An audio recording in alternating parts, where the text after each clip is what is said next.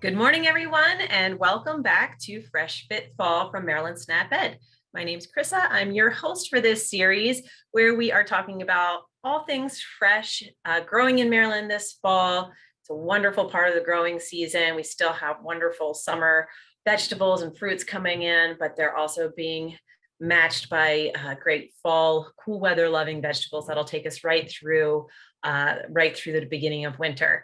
But in addition to that, we're also talking about keeping your body feeling fresh by moving, being outdoors, enjoying the wonderful fall weather, and making sure that we keep movement a part of our daily lives as the weather turns cold and our lives get busy with school and everything else that comes with the fall. So as usual, if you are joining us today, we love it if you can introduce yourself in the comments with your county if you're in Maryland, or city and state if you're joining us from outside of Maryland. We will respond to questions and comments as they come.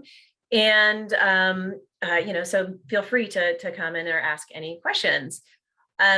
We are joined today by some folks from the western part of our state.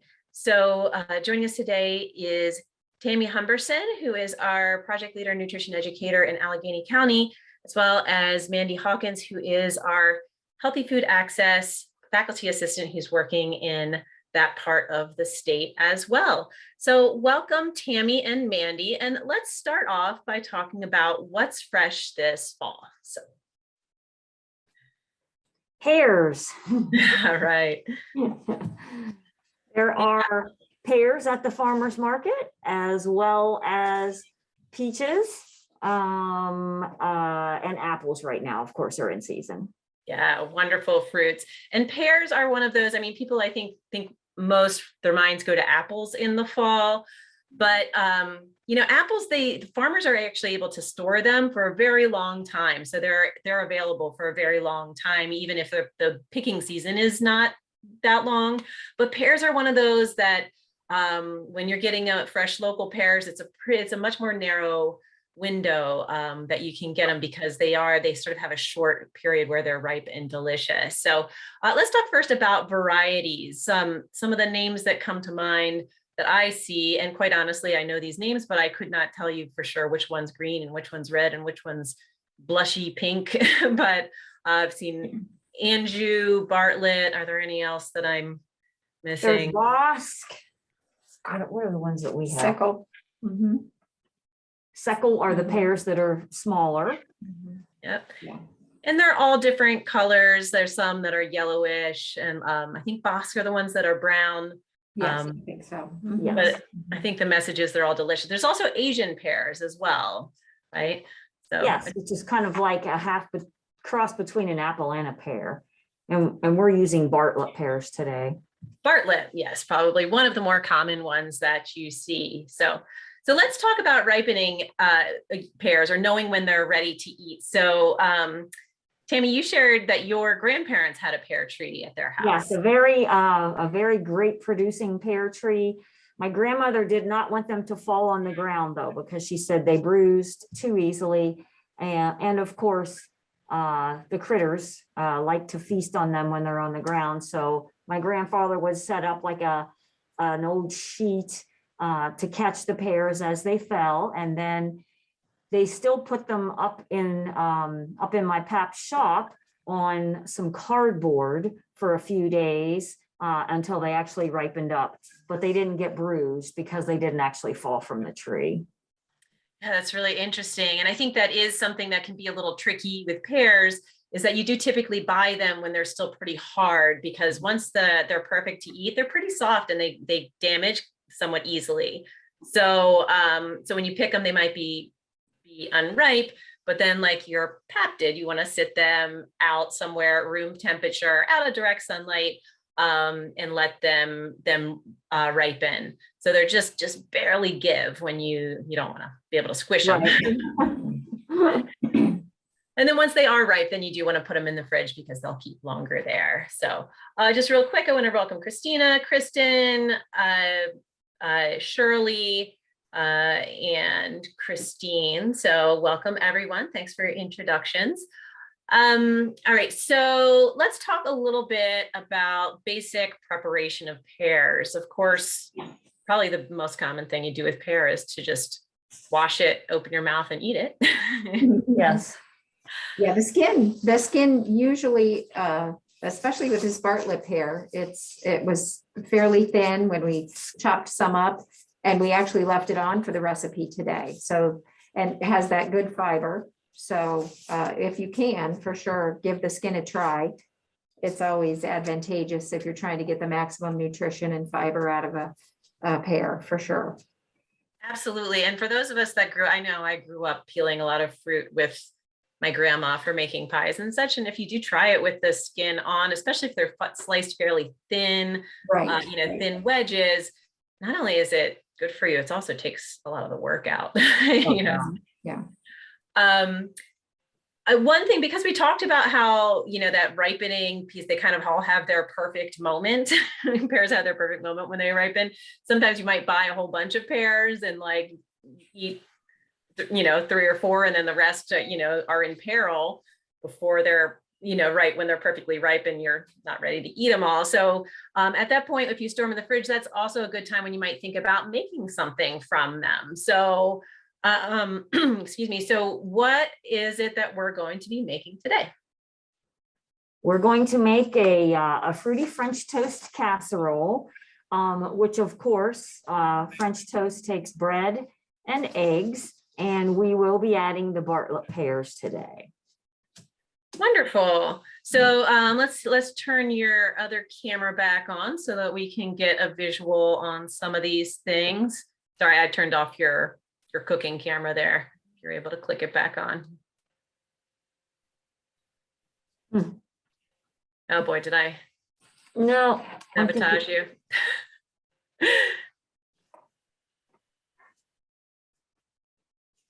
All right, well, while we're waiting for that to come back. Yeah, we see you on the There we go. There we go. All right. Sometimes it just takes a little TLC. So, okay, I'm not seeing it here now.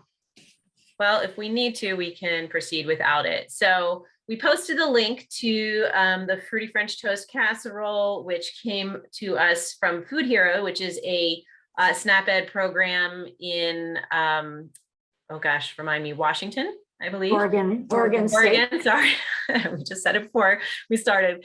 And they have wonderful, in addition, we have our wonderful Eat Smart recipe database. We sometimes take advantage of other SNAP Ed programs and their recipes as well. So this is one we wanted to try out. So we have, you mentioned, the casserole ingredients. You've got bread, of course, and we're using whole grain bread. And then we're going to add pears. And then what are some of the other ingredients that are going to go in? We have, I can actually see us in that camera, but I don't know why you're not seeing. Yeah, we don't know. Yeah. Okay, well, we can proceed without it. We can just. Okay. I think we got it. So what we have is we have cubed 10 slices of bread, and we have added 3 pears, and I will just, I'm just going to slice down this pear along the core. There you go. Beautiful. And I have a rather sharp knife, although yesterday I did it with my lettuce knife, so it's possible. If you have kids that would like to help you do this, it's definitely possible with your plastic lettuce knives. So then basically we just want to chunk it up.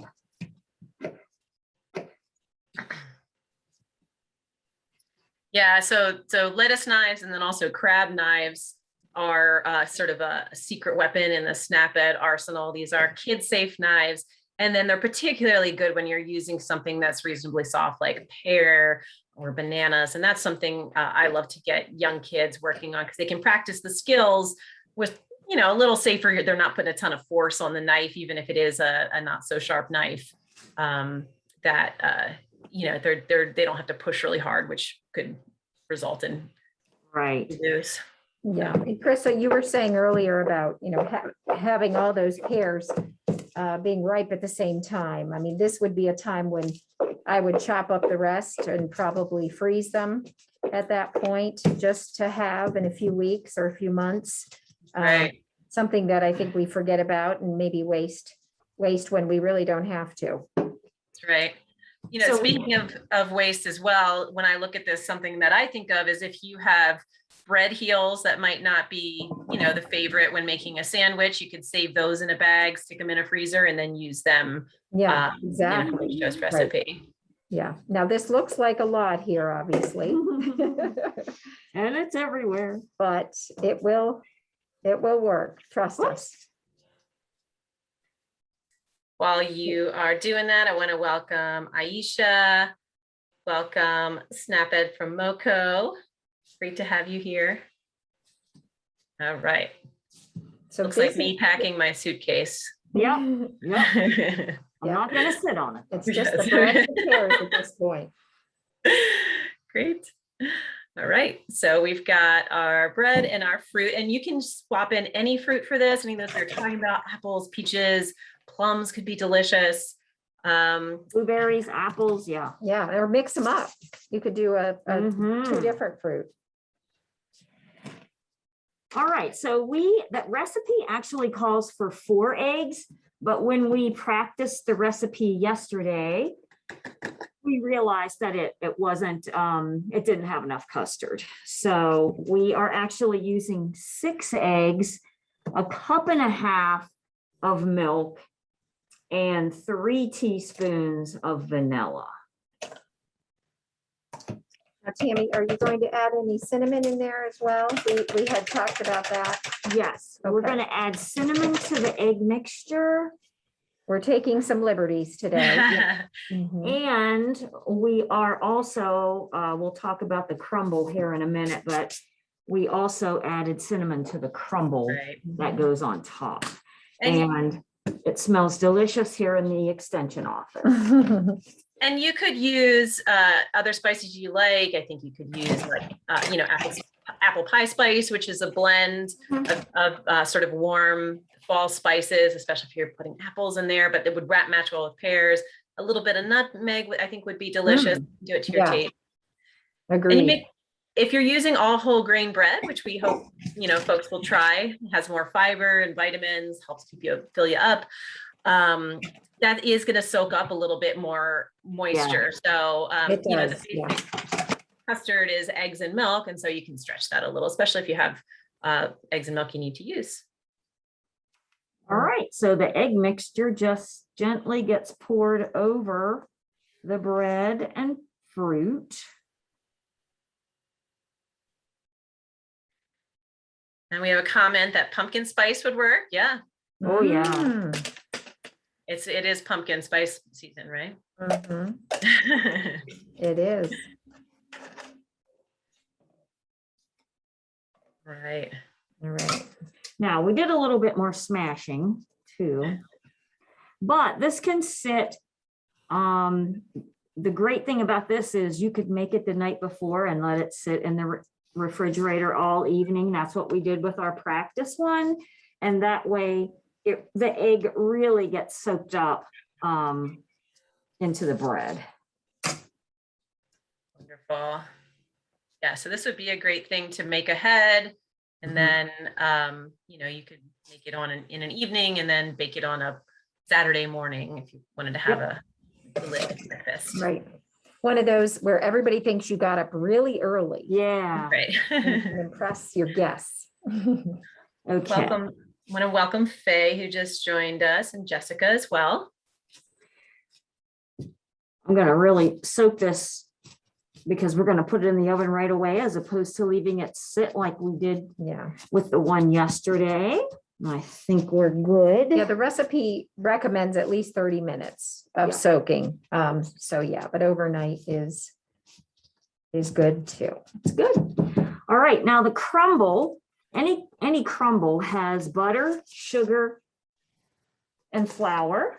And like I said, we added cinnamon to this crumble. And that's exactly what it is. It's crumbs of butter, flour, cinnamon, and white sugar. You could use brown sugar as well for a crumble. And did you say there were some oats in there as well? There No. is not, there aren't any oats in here, but that would be wonderful. Yeah, great. And we did post the link to the casserole recipe, so you wouldn't have all the amounts there. But yeah, you could add a little extra crunch. Oats are one of my favorite grains. Yeah, it works well in a crumble for sure. Mhm. Okay, I think we're ready to put this baby in the oven. Oven is preheated to 350. Okay, and the cook time is about half an hour. I am going to say a half an hour, 35 to 40. Yeah, Okay. it's, let me see what the recipe says, 35 to 40 minutes. Now, the one that we had in the refrigerator all evening, took about 45 minutes just because it was cold. If I would have remembered, I would have put it in the oven while the oven was preheating, but I didn't remember that. So it did take 45 minutes, and we're using a glass dish, which you don't have to use a glass dish. Terry offered that she's added oats to hers, and it was fabulous. I agree. It was fabulous. So, all right. So while we are waiting on that, we are going to move to our Fresh Fit Tip, which is a segment that we have in every episode of Fresh Fit Fall, which is where we talk a little bit about some seasonal movement activities. So let's pull up our Fresh Fit Tip for the week.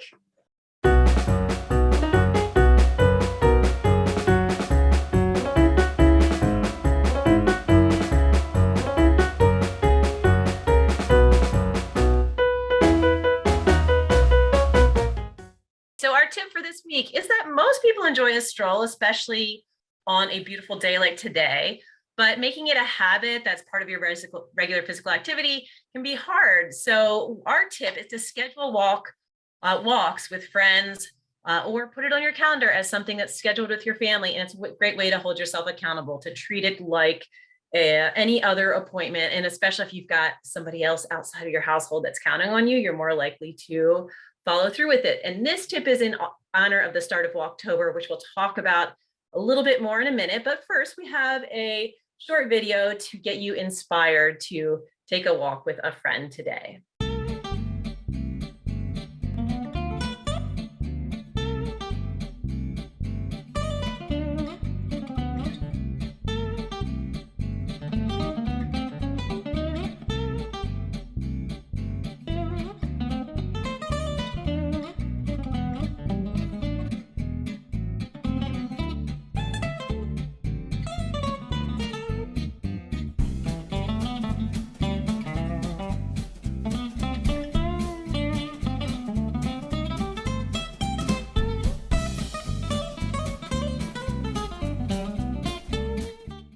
All right, so that's our Fresh Fit Tip. We hope you to go out and take a walk today.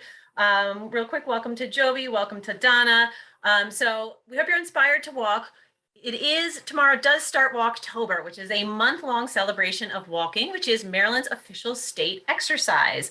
We will post a link in the chat to some information about Walktober, but it's a beautiful time of year to walk, whether it's around your neighborhood, just around the block, whether you're walking to get somewhere, or whether you get somewhere further afield and you go for a walk in a park.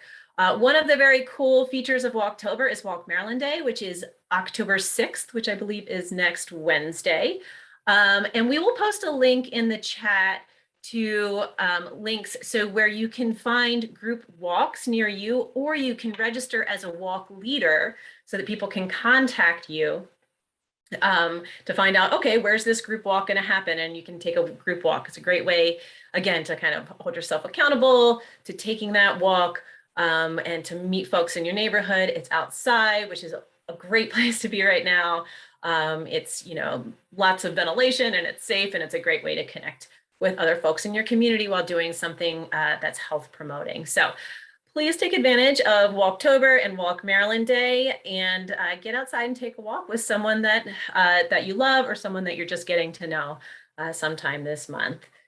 So let's go back to Tammy and Mandy and see the final product of our Fruity French Toast Casserole. Oh, sorry, Tammy, I muted you. There we go. All right, can you hear me now? Yep. Okay. Like I said, this did take about 45 minutes to bake, but it does look delicious. It smells delicious. We have a piece here on the plate. The cinnamon really added that extra punch that we needed, but it baked up very nice. You can see here. The apples are not completely soft, but they're done just enough to have a little crisp in them. And the topping is a wonderful addition. Whenever I make bread pudding, I've never thought to put a topping on it, but this made it really nice. Wonderful. And you know, we think of French toast as being a treat, but really, if you think about the ingredients here, it's just such wholesome food. We've got whole grain bread, we've got fruit, we've got eggs, which are a wonderful source of inexpensive protein, and we've got low-fat milk, which is wonderful for calcium, protein as well. So it's really got so much goodness in it, and you know, we don't need to dump on a ton of syrup because we've got sweetness in there from the pears. So wonderful. Well, thank you so much for that delicious recipe. I hope some folks take advantage of it, maybe this weekend. Hi, Peter, welcome. Peter just joined us. And take advantage of this, take a walk, whether it's today or maybe on Walk Maryland Day, make sure you take an extra long walk that day. Enjoy the fall. And we hope to, oh, sorry, I forgot this again last week. Let's tell you what our next episodes are so you can make sure you tune in. All right, so next week we're going to be talking about carrots, wonderful fall vegetable. The week after that, it's going to be apples, again, another icon of the fall. And then October 21st, radishes. This is going to be a great one to tune into because I think this can be sometimes an underappreciated or a little bit more mysterious vegetable for some. So if you're watching us on Facebook, you know how to find us. Make sure you liked our page and turned on notifications so you get notifications when we go live. And speaking of finding us on the web, here are our sites where you can find us. Extension.umd.edu/eatsmart is our website. We have a wonderful recipe database there where you can find tons of recipes that you can use with whatever you've got in your kitchen. Search by ingredient. There's our Facebook page, our YouTube channel where we archive all episodes of Fresh Fit Fall. Lots of other resources there. There's 2-minute recipe videos, nutrition education lessons. So please explore that. And we have a new Instagram feed as well. So with that, I will invite you back to join us next week on Fresh Fit Fall. And we hope to see you here at 11 next Thursday. Thanks to Tammy and Mandy. Thank you. Next week. Bye-bye. Bye-bye.